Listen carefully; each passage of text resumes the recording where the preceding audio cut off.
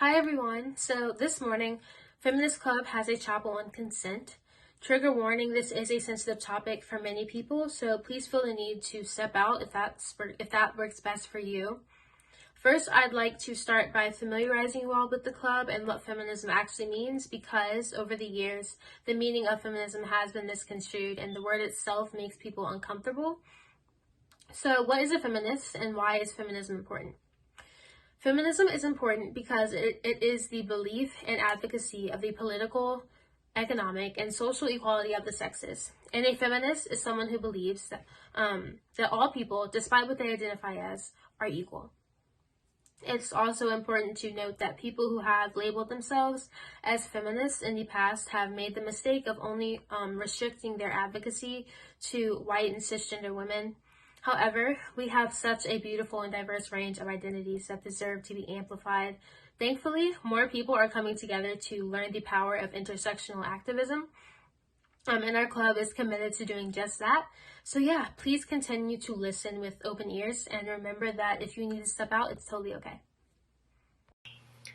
So talking about consent often makes people feel uncomfortable, but our goal here is to try to make this a real and productive conversation because consent is not limited to sexual interactions in which we normally associate the word. It is essentially having control over your own life.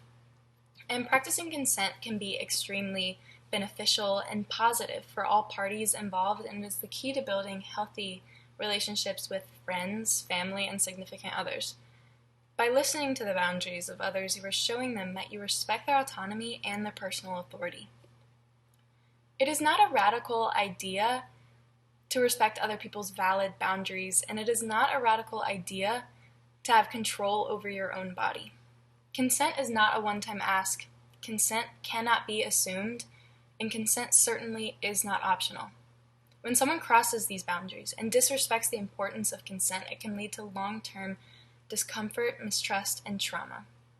We really do want to emphasize the importance of these discussions because the more we talk about these things, the safer our community becomes.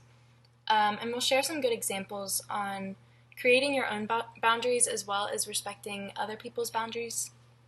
But a little reminder to please be mindful that some of these examples may seem small, but when we start to prioritize consent in our everyday lives, it creates a habit of respecting people's decisions without questioning them. Because at the end of the day, everybody's comfort levels are different, and reasons behind those comfort levels are different in which they're not entitled to give. So here are some examples of implementing and practicing consent into everyday life.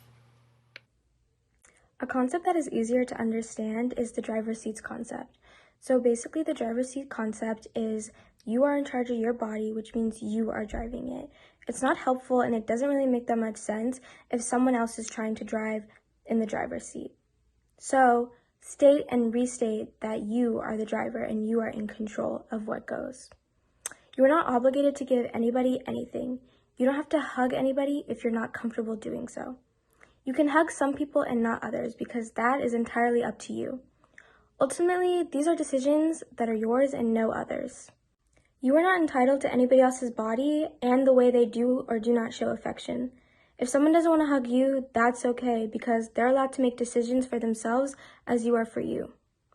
Recently on social media, parents have been expressing why it's important to not force their children to hug anybody they don't feel comfortable hugging, whether it be other children, family members, or friends too.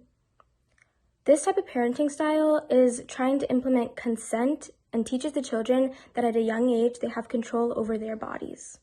Another example, a non-physical example. Taking someone's picture. We often think of consent in a strictly physical context, but consent is also present in how we speak and interact with each other every day. You should always ask for consent before taking someone's picture. Just because someone let you take their picture once, it doesn't mean you can take pictures of them anytime you want to.